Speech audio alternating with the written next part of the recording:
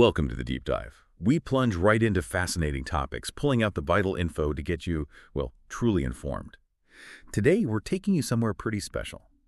Think tropical paradise, the kind of place you don't just dream of visiting, but maybe actually living or investing in. We're talking about Phuket, that's pronounced Phuket, Thailand's biggest island. And specifically, we're looking at the world of luxury villas and property investment there. We've gone through a really comprehensive guide, focusing on Phuket villas for sale. That covers both the, let's say, the luxury lifestyle and the smart investment side. So our mission today, to pull out the essential nuggets for you. What makes Phuket such a unique real estate spot? We'll cover market insights, legal stuff, everything you need. Okay, let's unpack this, especially if you're dreaming of that slice of paradise. Yeah, and what's really good about this guide is how it blends those two things, the dream lifestyle aspect, but also the very practical strategic investment angle. It's not just glossy photos. It really tries to get into the why. Why is Phuket so appealing, and why does that appeal last? Exactly. Yeah. Because like you said, a stunning view doesn't automatically mean it's a smart place to put your money. Yeah. The guide sets up Phuket as this famous island, known for amazing beaches, lively nightlife, and these incredible luxury properties. It talks about this dual opportunity, enjoying it yourself or seeing it as a serious investment. But does it mention if there's like a conflict sometimes between personal enjoyment and investment goals? Or is it really the best of both worlds? It definitely suggests they can work together. Phuket seems to cater to a really wide range of dreams, so it's certainly not one-size-fits-all. The guide points out some key things right away. First, there's a surprising diversity of villas, fitting different budgets. That's interesting. Second, location is just crucial. Beachfront always costs more, naturally. That's a universal factor, really. And importantly, it stresses that you have to understand the market trends for smart decisions. You can't just jump in blind.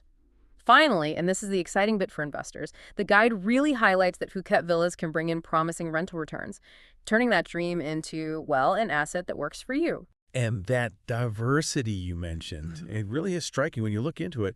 The guide shows this huge range of villa types. There really seems to be something for every taste, every goal. You've got your classic luxury villas, high-end places, amazing amenities, often those incredible views. Then pool villas, they're super popular, right? With their own private pools, essential for that indoor-outdoor lifestyle.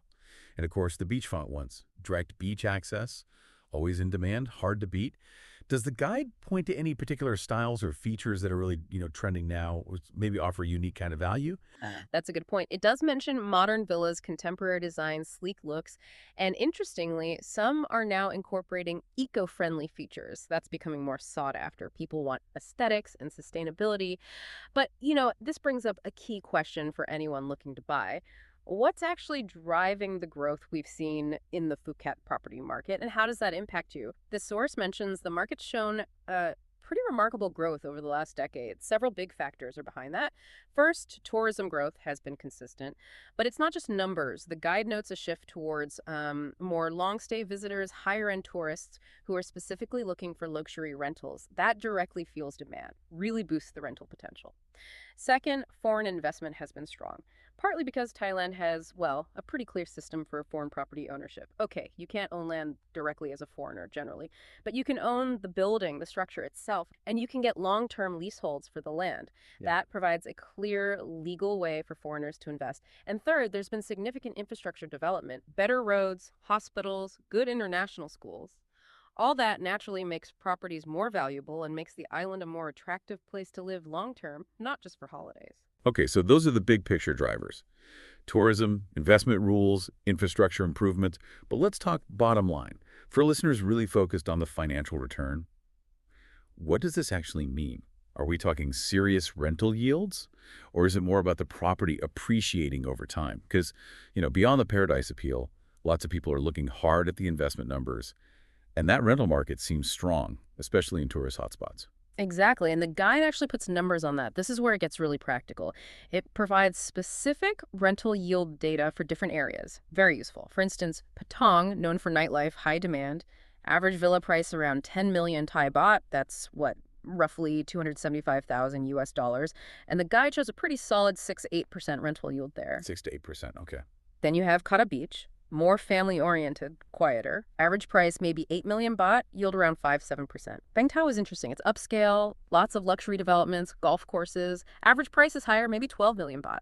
But the yield is impressive, 7.9%. Wow, 7 to 9, that's quite high. It is. And then there's Coco, more residential, close to amenities.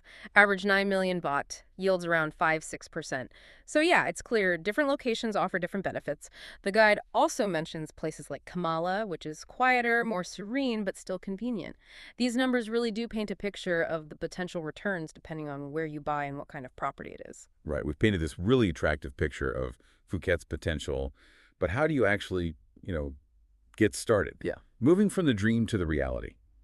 Buying property anywhere abroad can be exciting, but also complex. The guide gives some smart, practical tips for making it smoother. First, research locations. Really think about proximity to beaches, restaurants, markets. What fits your lifestyle? Second, get your head around the ownership laws. As we said, it can be tricky for foreigners. Leasehold options are really common and important to understand. Third, work with a local real estate agent. Their insights can be invaluable. They know the local scene. And finally, and this is crucial, always inspect properties yourself, in person. Pictures only tell part of the story, especially for a big investment. Absolutely. This part of the guide is key because it shifts from just thinking about it to actually doing it. It walks you through the practical steps. It also mentions financing options. A lot of buyers use cash, sure, but there are other routes. Some local banks in Thailand do offer mortgages to expats, which is good to know. And sometimes developers themselves offer payment plans or direct financing. That can be another avenue, like the source says, quite nicely actually. Investing in a villa in Phuket not only offers a luxurious lifestyle, but can also be a lucrative business opportunity. It's really about finding that sweet spot between your personal dream and, well, a sound financial decision.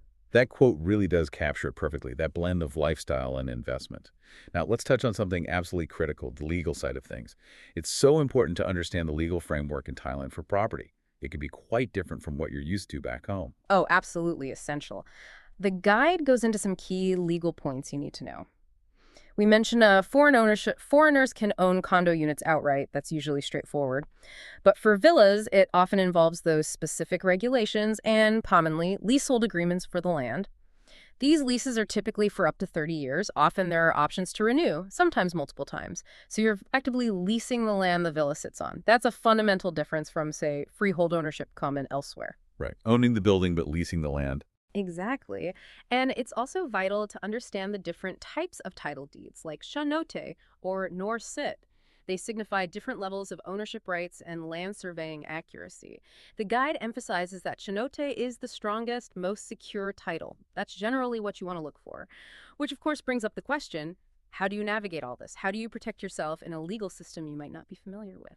The guide strongly advises getting a local lawyer, someone who specializes in property deals. They are absolutely invaluable. They'll do the due diligence on the property title, check everything. They'll help draft the contracts, make sure your interests are protected, and ensure you're complying with all the Thai laws. It's about making your investment secure. So, this deep dive into Phuket Villas, it really shows it's so much more than just a stunning place for a holiday. It seems like a genuine gateway to a luxurious lifestyle, yes, but also one set within amazing landscapes, a rich culture, a vibrant community. Whether you're thinking about it for yourself or as a strategic investment, the key takeaways seem clear. Understand the market, know your options, and definitely get professional advice. That seems to be the path to making an informed decision that really works for you. Exactly. So thinking about all this, what does it really mean for you, the listener? As you consider buying property in Phuket, yes, there are the financial returns, the beautiful views, obviously, but maybe think beyond that too. What might it mean to truly sort of integrate into that vibrant local community, to embrace the culture there? How could that kind of connection enrich your life even more, perhaps in ways you haven't even considered yet? That's a wonderful thought to end on. Something to mull over. Keep exploring the possibilities. Maybe that slice of paradise is waiting for you.